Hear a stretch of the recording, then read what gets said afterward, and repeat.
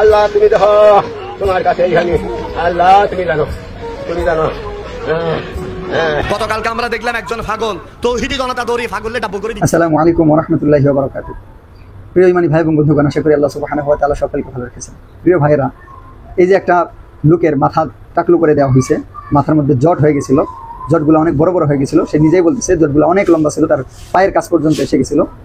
তো বাংলাদেশে অনেকগুলা দল কাজ করে এরকমভাবে মানবতার জন্য। যেমন কিছু মানুষ অসুস্থ হইলে তাদের চিকিৎসা করেন তারা, এমন কিছু মানুষ আছেন যারা এই যে পাগল টাইপের লোক বা যাদের মাথার সমস্যা, এই সমস্ত মানুষ বহুদিন থেকে গোসল না করার কারণে তাদের মাথার মধ্যে ঘা হয়ে যায়, শরীরের মধ্যে ঘা হয়ে যায়, চুলকানিতে তাদের শরীর একবারে পচন ধরে যায়। এই সমস্ত মানুষদেরকে তারা নিজেরা মানবতার খাতিরে তারা এই সমস্ত মানুষদেরকে ধরে সুন্দর করে চুলগুলা কেটে দিয়ে তাদেরকে গোসল করাই দেন এবং হালকা চিকিৎসার দরকার পড়লে চিকিৎসাও তারা করে দেন। তো এটা আজকে না, শুধু অনেক দিন থেকে চলে আসতেছে। তো এরকম হইতে হইতে ময়মনসিংহের এই বৃদ্ধ মানুষটাকে ওনারা এসে এরকম তাকে পরিষ্কার করে দিয়েছেন। তো এই বিষয়টা নিয়ে একদম আমরা দেখলাম বিবিসি থেকে শুরু করে আরও অনেক নিউজ মিডিয়ার মধ্যে এই বিষয়টা এমনভাবে আসতেছে যে বাংলাদেশে বর্তমানে এটা হচ্ছে সবচাইতে বড় বিষয়, বাংলাদেশে এর চাইতে আর কোনো বড় বিষয় নাই। এবং দুঃখের সাথে লক্ষ্য করতেছি, এই যে সুন্নি ধর্মের অনুসারী, এই ফানি ধর্মের অনুসারী, এই কমিটি ধর্মের অনুসারী অনেক মৌলবী সাহেবেরা এই বিষয়টা নিয়ে এমন আলোচনা করতেছেন, এদের আলোচনা ওই নাস্তিকদের সাথে মিলে যাইতেছে। আসলে মূল বিষয়টা কি? এর আগেও তো আপনারা ইউটিউবে ফেসবুকে সার্চ করে দেখেন, এরকম অসংখ্য ভিডিও আছে, মানুষ তাদেরকে ধন্যবাদ দিছে, তাদেরকে বাহবা দিতেছে। তো এবার এরকম হইল কেন? এবার এরকম হওয়ার কারণটা আপনারা ভিডিওর মধ্যে দেখতে পেলেন। যেই ব্যক্তিটা তার মাথার চুলগুলা কেটে দিতেছেন, আপনারা ভিডিওর দিকে লক্ষ্য করেন, যেই ব্যক্তি মাথার চুলগুলা কেটে দিতেছেন তারা হচ্ছে পাগড়িওয়ালা লোক, তারা হচ্ছেন দাড়িওয়ালা লোক, তারা আলেমের মতো দেখা যায়। তারা আলেম কিনা আমি জানি না, আলেমের মতো দেখা যাচ্ছে। এই জন্যই হচ্ছে সমস্যাটা। এর আগে যারা কেটে দিয়েছে তারা কিন্তু আলেম প্রকৃতির মধ্যে ছিল না। এবার যেহেতু আলেম করেছে, এবার যেহেতু ওই যে দাড়ি টুপি আলাদা করেছে, নাস্তিকদের এটা একটা সুযোগ হয়েছে। নাস্তিক যারা সর্বদা যারা দিনের ইসলামের বিপরীতে সামান্য একটু কিছু পেলে তারা তিলকে তাল বানিয়ে একদম অনেক কিছু করতে চায়, অন্যদিকে নিয়ে যাইতে চায়। তো ঠিক একইভাবে এবার এরকম একটা সুযোগ পাইছে। আর এই নাস্তিকদের দূষর, নাস্তিকদের ভাবশিষ্য, নাস্তিকদের সন্তান, নাস্তিকদের অনুগামী বাংলাদেশের এই সুন্নি নামক ধর্মের, এই সুন্নি নামক সুন্নি ধর্ম এবং এদের অনুসারী এবং এদের এই সুন্নি উম্মতেরা, এরা তো আসলে নাস্তিকদেরই একটা পার্ট। নাস্তিকরা সরাসরি আল্লাহকে অস্বীকার করে, আর এই সুন্নি ধর্মের অনুসারীরা এরা সরাসরি আল্লাহর দ্বীনের শরীয়তকে অস্বীকার করে। এটা বলবেন কিভাবে অস্বীকার করে?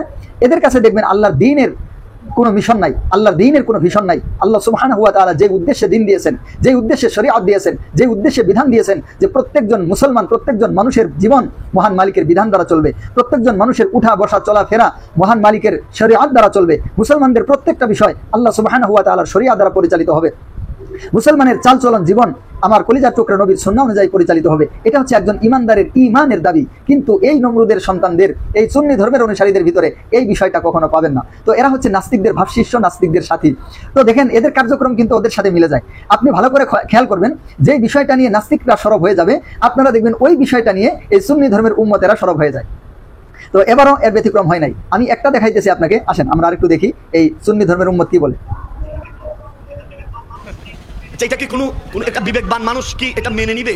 একজন পাগল মানুষ এর ধরি ডাব্বু করে দিচ্ছেন, পাগল এই বলতেছে হাই আমি বিচার আল্লাহরে দিমু। কি বলতেছে? বলতেছে বিচার আমি আল্লাহরে দিমু। সাধারণ সুন্নিও কখনো বিনা দোষে একটা ফিফরার পর্যন্ত ডোলে মারে না, ঠিক কিনা বলেন? আল্লাহ এই সমস্ত তৌহিদি জনতা থেকে আমাদের হেফাজত করুন। যে তৌহিদি জনতা একটা পাগল মানুষ, আরে বেটা পাগল মানুষের, সে পাগল, সে তো আর বুঝে না, তার মাথার তো সমস্যা। এই জন্য তাকে এরকম করে দিতে হয়, পরিষ্কার পরিচ্ছন্ন করে দিতে হয়। এটা মানবতার দায়িত্ব, যারা সুস্থ তাদের জন্য দায়িত্ব। তোরাও তো পাগল, তো তোমরা যেহেতু পাগল, তোমরাও তো ওই একই পাগল, তোমরা তো আর এটা করবে না। এই জন্য যারা ভালো মানুষ, এটা তাদের দায়িত্ব, এটা করে দেওয়া। আর এইখানে যাকে তুমি পাগল বলতেছো, হ্যাঁ কিন্তু পাগল না, হ্যাঁ ভালো মানুষ। তুমি ভালো করে দেখো, এই যে নিউজগুলো হয়েছে সেখানে কথাগুলো শুনে দেখো, হ্যাঁ পাগল না, হ্যাঁ ভালো মানুষ, হ্যাঁ পাগলের ভাব ধরছে। এর আকিদার মধ্যে সমস্যা, ওই যে সমস্ত মানুষ গুমরা আকিদায় বিশ্বাসী, এ হচ্ছে ওই রকম একটা গুমরা আকিদায় বিশ্বাসী হয়ে এ চুল রাখছে, জটা হয়ে গেছে চুলের মধ্যে।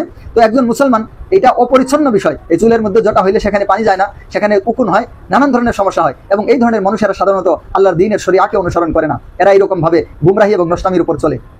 তো এটা যারা করেছে তাদেরকে ধন্যবাদ, অবশ্যই ধন্যবাদ। কিন্তু ওই যে তোমরা যে নাস্তিকদের ভাবশিষ্য, তোমরা তো এরকম বলবাই। দ্বিতীয় কথা হচ্ছে যে সুন্নি ধর্মের অনুসারীরা এরা একটা ফিফরাকেও ডইলা মারে না।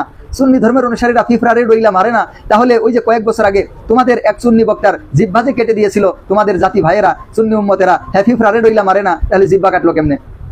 সার্চ করে দেখেন এক সুন্নি বক্তার জিহ্বা কেটে দেওয়া হয়েছিল, আর ইমান নাকি নিয়ে যাইতেছে। দেখেন এই নাস্তিকদের ভাবশিষ্য বলে কি, এই মাথার চুল কেটে দিছে, এটা নাকি ইমানকে নিয়ে যাইতেছে।